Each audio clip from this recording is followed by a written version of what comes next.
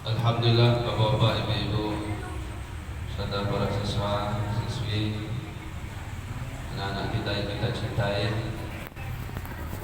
Syukur kita kepada Allah Subhanahu wa taala. Alhamdulillah, pagi hari ini kita dalam keadaan sehat walafiat dan dapat menunaikan sholat fardu subuh berjamaah dalam keadaan berpuasa, menahan segala sesuatu yang akan merusak dan membatalkan puasa kita. Salawat dan salam untuk Nabi kita Muhammad sallallahu alaihi wasallam. Bapak-bapak dan ibu-ibu jemaah subuh yang dimuliakan oleh Allah Ta'ala, seluruh manusia, baik laki-laki ataupun perempuan, orang tua ataupun orang muda, orang kaya ataupun orang miskin, pejabat ataupun rakyat biasa, semuanya menginginkan kehidupan yang baik. Semua orang ingin kehidupan yang baik di dunia ataupun di akhirat. Dan Allah Subhanahu wa taala, penciptanya seluruh manusia, lebih tahu dengan di mana letak kebaikan hidup manusia itu. Allah Ta'ala alimul ghaibi wa syahadah. Hanya Allah yang tahu segala sesuatu yang gaib dan segala sesuatu yang nyata. Dan kita manusia ini, jangankan yang gaib, yang nyata pun kita tidak tahu kalau Allah tidak memberitahukannya kepada kita. Allah Ta'ala telah tunjukkan dahulu Bapak Ibu. Begitu kita dilahirkan oleh Allah Ta'ala melalui perut ibu kita, langsung Allah kasih tahu, la ta'lamuna syai'a. Kamu itu tidak tahu apa-apa, satu pun tidak ada yang tahu. Seiring dengan perjalanan waktu Allah memberitahukan, sehingga awalnya kenal dengan ayahnya, kenal dengan ibunya, sudah tahu dengan ibunya, diambil wanita lain, dia menangis, lalu dikasih sama ibunya, dia diam. Dia sudah tahu, oh ini ibu. Terus Allah kasih tahu lagi, Allah kasih tahu, bermacam-macam Allah beritahu. Itu yang nampak saja. Yang diberitahukan oleh Allah Ta'ala saat itu adalah yang nampak-nampak saja. Tetapi yang lain, kalau tidak diberitahukan oleh Allah, pasti tidak tahu. Yang nampak saja, kalau Allah tidak beritahukan, kita tidak tahu. Apalagi yang tidak nampak. Kehidupan setelah dunia tidak nampak, Bapak Ibu. Bahkan di saat seseorang datang ajalnya, kita tidak nampak siapa itu yang membuat dia tidak bisa bergerak lagi. Diberitahukan oleh Allah Ta'ala, datang malaikat maut, dan kita tidak nampak. Yang saat itu yang menampakkan, yang melihatnya adalah orang yang bersangkutan.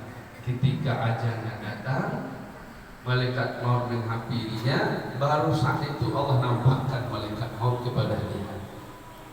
Dan kehidupan alam gaib Allah nampakkan sejelas-jelasnya kepadanya. Bahkan matanya pun melihat ruhnya itu. Wa antum hina idzin tanzurun, kata Allah. Pada saat itu kamu melihat ruh kamu pergi. Sehingga Nabi sallallahu alaihi wasallam kasih tahu, mata mayat itu melihat kemana pergi ruhnya. Ada yang melihat, sehingga begitu dia melihat kemana pergi ruhnya, lalu matanya tidak bisa menutup sendiri, maka disunahkan menutup matanya. Bismillahirrahmanirrahim. Rasulillah. Hadirin mulia, bila ditampakkan oleh Allah maka dia akan nampak, bila tidak dia akan jadi gaib. Hadirin yang dimuliakan oleh Allah Subhanahu wa taala, bapak-bapak dan ibu-ibu di subuh yang dirahmati oleh Allah taala. Hari ini Allah tidak tampakkan bagaimana nanti keadaan seseorang begitu dia telah masuk di alam kubur. Apakah dia mendapatkan kebaikan ataukah dia mendapatkan keburukan keadaan? Allah tidak tampakkan. Apalagi di saat manusia digiring seluruhnya di padang mahsyar, huru hara yang begitu hebat. Bagaimana keadaan kita saat itu? Keadaan manusia saat itu hari ini pun belum ditampakkan oleh Allah. Bagaimana indahnya surga yang diciptakan oleh Allah Subhanahu wa taala dengan segala kenikmatannya, dengan segala kesenangannya, juga belum ditampakkan oleh Allah. Bagaimana siksa yang sangat pedih, yang sangat besar di dalam neraka, kesusahan-kesusahan, penderitaan-penderitaan yang mengerikan, juga belum ditampakkan oleh Allah Subhanahu wa taala. Namun semua itu Bapak Ibu, Allah beritahukan sekarang kepada kita bahwa itu akan terjadi. Sungguh beruntung dan tidak akan menyesal orang-orang yang hari ini diberitahukan oleh Allah, dia mau tahu. Dan sungguh celaka dan menyesal orang-orang yang hari ini diberitahukan oleh Allah Ta'ala tapi dia tidak mau tahu. Maka alhamdulillah kita bersyukur pada Allah Ta'ala di pagi subuh hari ini. Allah Ta'ala telah memberitahukan kepada kita melalui nabinya, melalui utusannya yang terakhir, baginda Nabi Muhammad sallallahu alaihi wasallam. Sudah diberitahukan siapa yang berwudu di rumah lalu dia berjalan menuju salah satu masjid, berjalan ke masjid, maka setiap langkahnya Allah ampuni dosanya. Setiap langkahnya bermaksud otomatis, walaupun dia tidak doa ya Allah ampunilah dosaku ya Allah, ampunilah ya Allah, walaupun dia tidak mengucapkan doa seperti itu, Allah ampuni setiap langkah. Dan begitu masuk pintu masjid, doa lagi, Allahumma ighfirli dzunubi waftah li abwaaba rahmatik. Mulai saat itu dia berdoa, ya Allah ampunilah dosa-dosaku dan bukakanlah bagiku pintu rahmat-Mu. Berdiri lagi di dalam shaf salat berjemaah, berdiri di belakang imam. Akhir surat Al-Fatihah, imam membaca ghairil maghdubi alaihim waladdallin.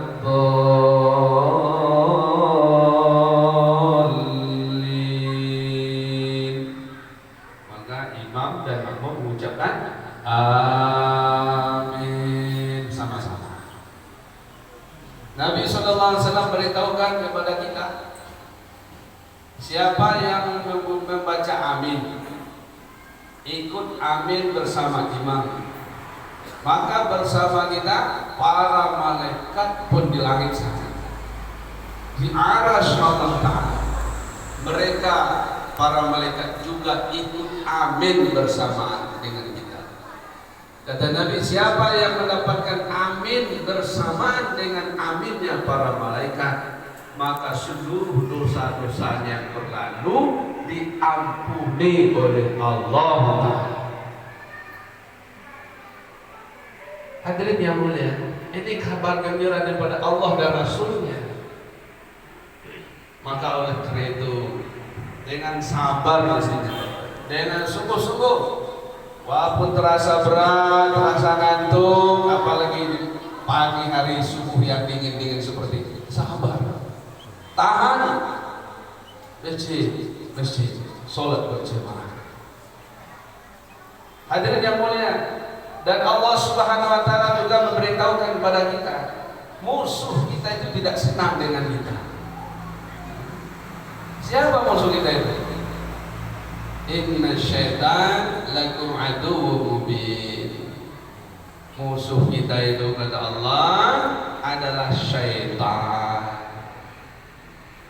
Syaitan tidak menginginkan kita ini mendapatkan ampunan atas dosa-dosa kita dari Allah. Kenapa? Mereka telah bersumpah akan mencari kawan-kawannya, akan mencari orang-orang di antara anak cucu Nabi Adam alaihissalam, itu kita manusia ini, sebanyak-banyaknya untuk menemani mereka di dalam neraka. Tugas mereka itu hanya satu saja. Mereka tidak mencari makan, bekerja di sana sini, tidak. Mereka itu cuma satu pikirnya, bagaimana menyesatkan manusia, anak-anak cucu Nabi Adam alaihissalam ini terjerumus ke neraka bersama dengan mereka. Bapak Ibu hadirin yang dimuliakan oleh Allah, manusia itu akan bisa selamat dari neraka dan bisa masuk ke dalam surga apabila dia mati di saat ajalnya tiba, tidak ada membawa dosa walaupun hanya satu dosa. Walaupun hanya satu dosa. Maka banyak dalam Quran Allah Ta'ala memberitahukan kepada kita, wasari'u ila maghfiratin min rabbikum wa jannah, bersegeralah kamu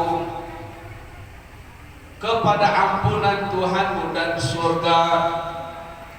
Kita disuruh oleh Allah bersegera untuk mendapatkan ampunan Allah dan surga. Ampunan Allah dan surga, hadirin. Orang-orang yang bisa masuk surga adalah orang yang dapat ampunan Allah Ta'ala dari dosa-dosa. Sabiqu ila maghfiratin min rabbikum wa jannah, berlombalah kamu, disuruh berlomba. Berlomba-lombalah kalian kata Allah untuk mendapatkan ampunan Allah dan surganya.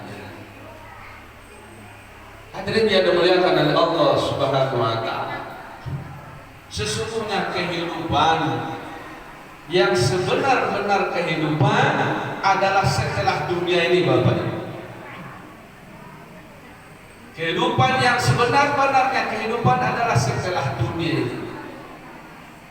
Sehingga dulu di medan Khandaq, Rasulullah sallallahu alaihi wasallam melihat para sahabat radhiyallahu anhum ajmain, kaum muhajirin dan kaum ansar, di panas teriknya matahari dalam keadaan lapar yang bersanakan laparnya, sehingga ada di antara sahabat untuk menahan laparnya perutnya diikat dengan batu, diganjal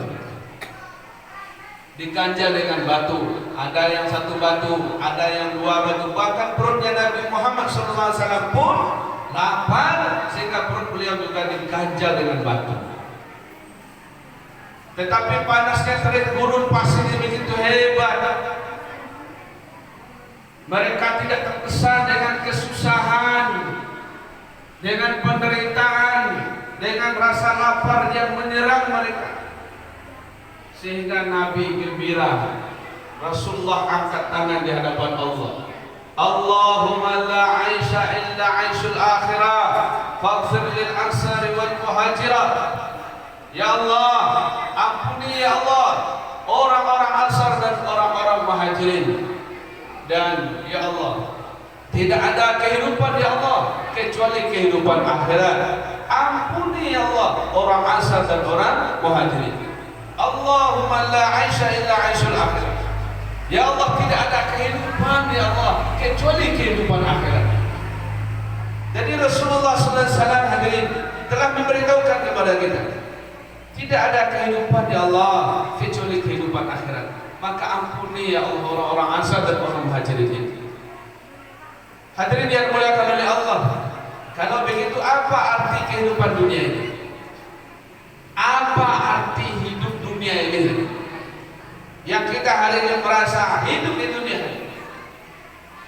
Sebenarnya kehidupan adalah kehidupan akhirat. Dunia ini bukanlah kehidupan, tetapi dunia ini hanyalah sebagai tempat, waktu, kesempatan yang diberikan oleh Allah satu kali kepada setiap orang di antara manusia untuk mempersiapkan bekal untuk membangun kehidupan, yaitu kehidupan akhirat dengan membawa bekal masing-masing. Dan untuk menyiapkan bekal masing-masing kehidupan akhirat supaya kita mendapatkan keadaan kehidupan yang baik di akhirat, Allah perintahkan siapkan masing-masing bekal kalian. Kita disuruh oleh Allah siapkan bekal masing-masing. Seorang ayah siapkan bekalnya, seorang ibu siapkan bekal, seorang anak siapkan bekalnya, putra putri kita masing-masing siapkan bekal kamu. Kamu tidak selamanya di dunia ini. Kehidupan yang sebenarnya kehidupan kita dalam akhirat. Berbeda Bapak Ibu hadirin. Kalau menyiapkan bekal kita di dunia ini bisa diwakili oleh orang lain. Seumpama bapaknya saja yang kerja, istrinya di rumah, anak-anaknya sibuk sekolah tak ikut kerja. Nanti bapaknya yang kerja dapat nasihat, nak beli baju kalian, ini nak belanja kalian. Wah, istriku ini untuk makanan kita, untuk beli makanan kita, menyiapkan perbukaan kita, makan paginya, tengah harinya, makan malam, seluruh keperluannya. Hanya yang kerja adalah suaminya saja atau ayahnya saja. Dan itu di dunia Bapak Ibu hadirin dibenarkan.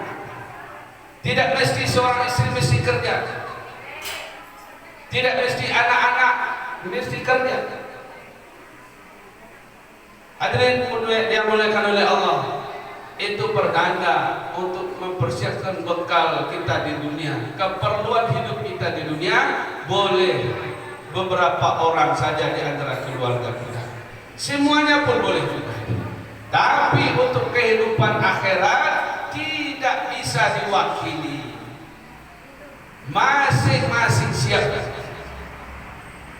Bapak Ibu hadirin yang dimuliakan oleh Allah Subhanahu wa taala, apa bekal itu? Inilah seperti yang kita kerjakan. Wa tazawwadu fa inna khairaz zadi taqwa. Siapkanlah bekalmu. Sebaik-baik bekal untuk kehidupan akhirat itu adalah takwa. Amal-amal takwa inilah sebagai bekal kehidupan kita di akhirat.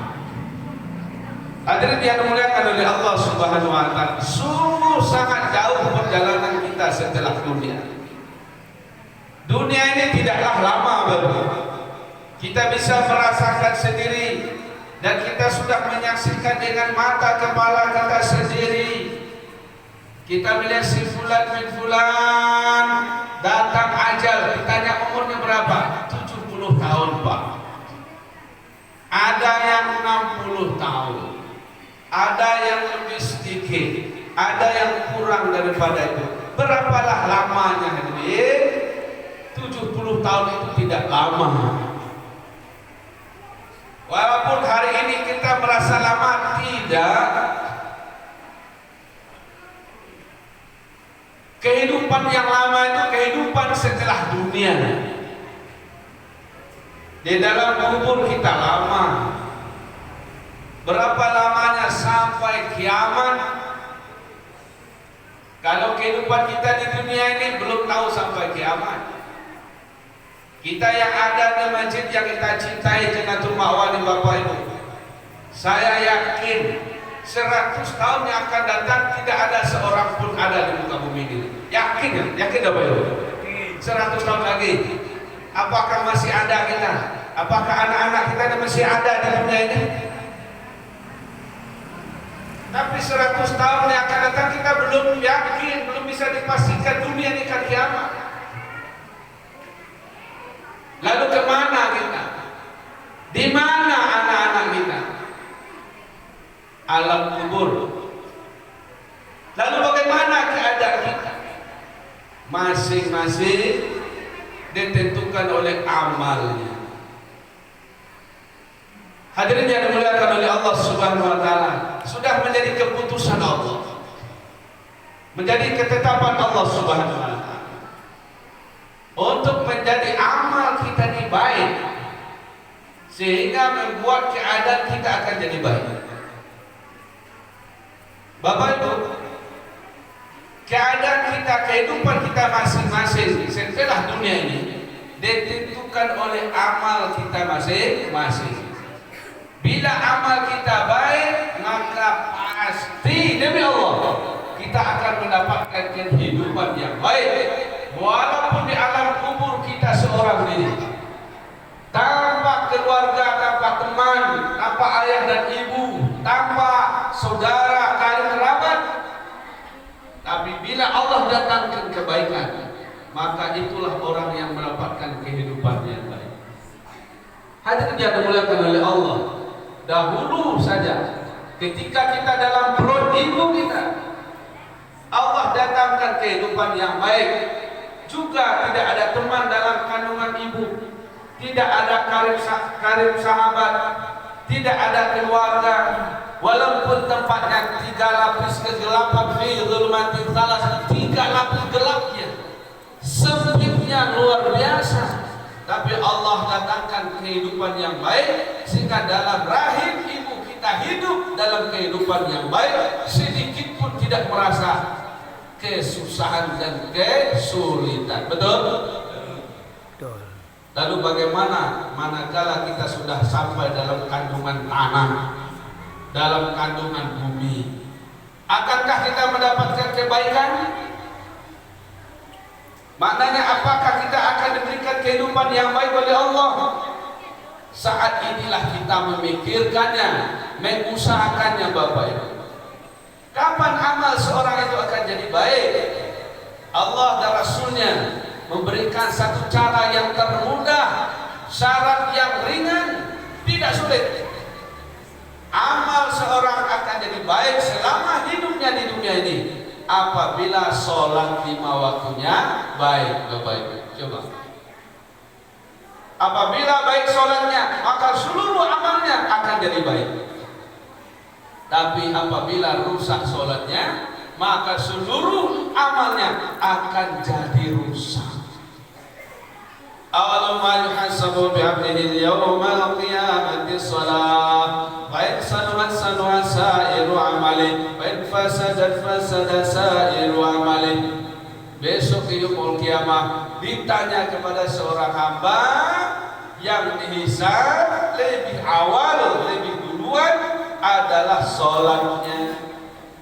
Apabila baik sholatnya, baik seluruh amalnya.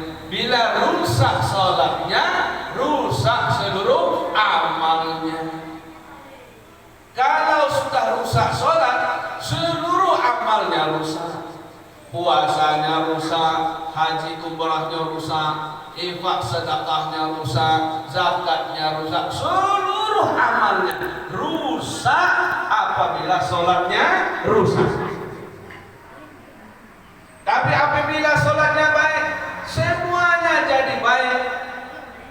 Walaupun semasa hidupnya, masa muda-muda dahulu, misalnya bagi yang sudah tua, bertahun-tahun tidak sholat, bertahun-tahun tidak puasa, bertahun-tahun bikin dosa ini, dosa itu, siang malam, sengaja tak sengaja, dosa yang besar, dosa yang kecil, dosa yang terang-terangan, dosa yang tersembunyi. Berpuluh-puluh tahun dia berbuat dosa, tetapi menjelang ajalnya datang, dia telah menyempurnakan sholat 5 waktu. Tidak ada halangan, tidak ada kekuatan yang bisa menghalangi dia menjaga sholat dari 5 waktu. Dengan sungguh-sungguh, dengan penuh mengharap ampunan Allah, balasan kepada Allah Ta'ala, sampai ajalnya datang dalam menyempurnakan sholatnya 5 waktu. Maka sholatnya jadi baik. Seluruh amal yang pernah dilakukan dulu, walaupun pernah dulu maksiat, Allah telah rubah menjadi kebaikan seluruh amalnya. Maka wajar Nabi sallallahu alaihi wasallam ingin selamat, sholat. Sampai Nabi mengatakan miftahul jannah as-shalah. Kuncinya untuk masuk surga adalah sholat. Kuncinya. Maka seorang ayah kepada keluarga telah diperintah oleh Nabi SAW kepada anak-anaknya umur 7 tahun, suruh anakmu sholat.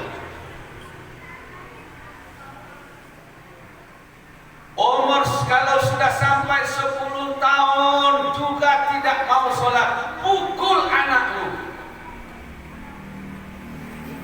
Coba dulu bapak-bapak dari kepolisian, saya pernah tanya juga dari seorang polisi kita waktu saya ngisi wirid di Titik Polres beberapa tahun yang lalu lama. Pak Ustaz, apakah itu pukul anak tidak bertentangan dengan undang-undang KDRT? Betul ya? Hadirin mulia, ada caranya. Ada caranya, Pak. Sehingga Luqmanul Hakim ahli hikmah memberitahukan pukulan seorang ayah kepada anak-anaknya adalah ibarat air hujan menyirami tanaman. Cara pukulnya, ulama kasih rumah fikih, Pak. Ini rotan jangan, ketiaknya gini kan, nggak boleh gini. Ini mau keras, ini kekerasan ini. Sholat nak. Ketiaknya dijepit. Hadirin yang dimuliakan oleh Allah.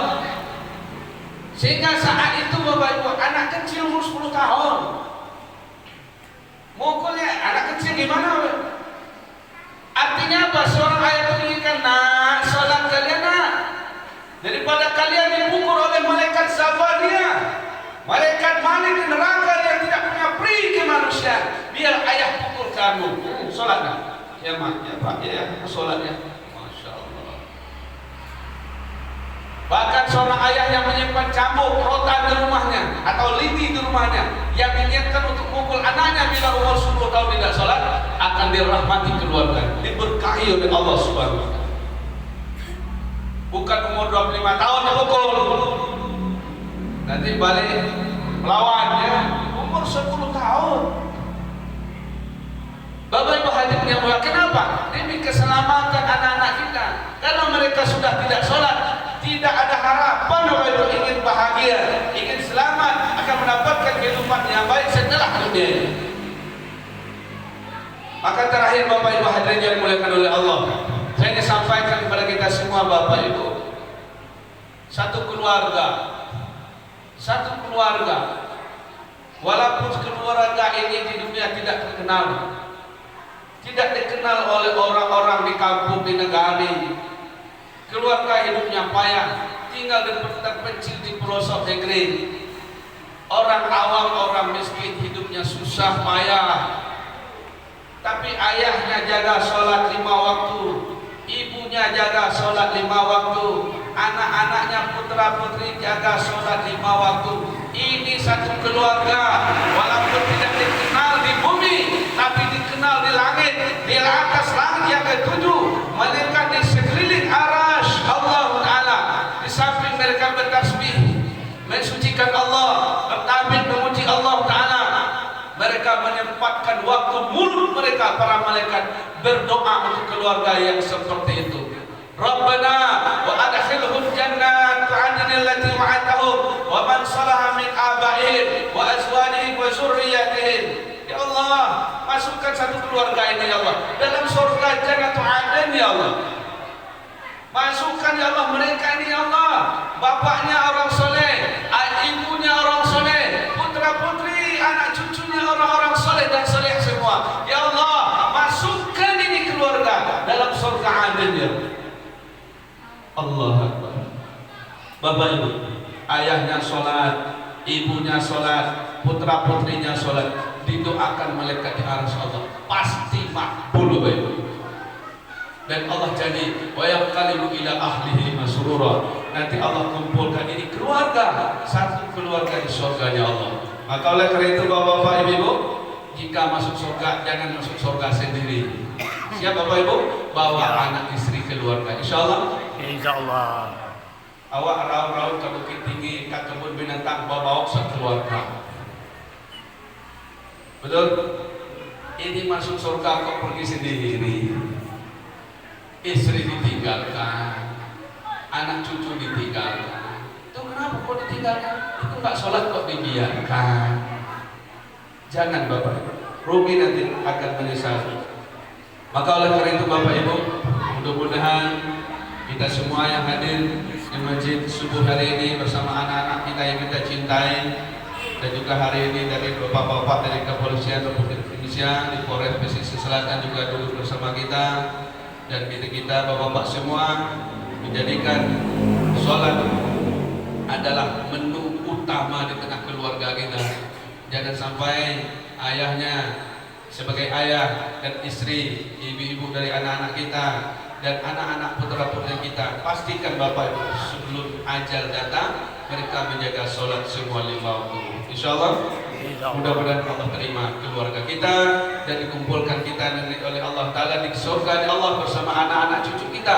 Walaupun ajal datang kepada kita, entah kita yang duluan, apa ibunya yang duluan, atau anak-anak putra putri kita, nggak masalah Bapak Ibu, asal jaga sholat pasti besok ketemu lagi. Walaupun hari ini kita terakhir melihat wajahnya menjelangkan kapan diikat ujung dan pangkal, tapi nanti pasti Bapak Ibu Allah akan pertemukan lagi dengan orang-orang yang kita cintai di dunia. Maka oleh karena itu cintai mereka di dunia dan cintai mereka keluarga kita untuk kehidupan akhirat. Semoga kita bersama di surga Allah. Amin. Ya Rabbal Alamin. Demikian, terima kasih. Subhanakallahumma bihamdika asyhadu an la ilaha illa anta astaghfiruka wa atubu ilaik. Wassalamualaikum warahmatullahi wabarakatuh. Waalaikumsalam.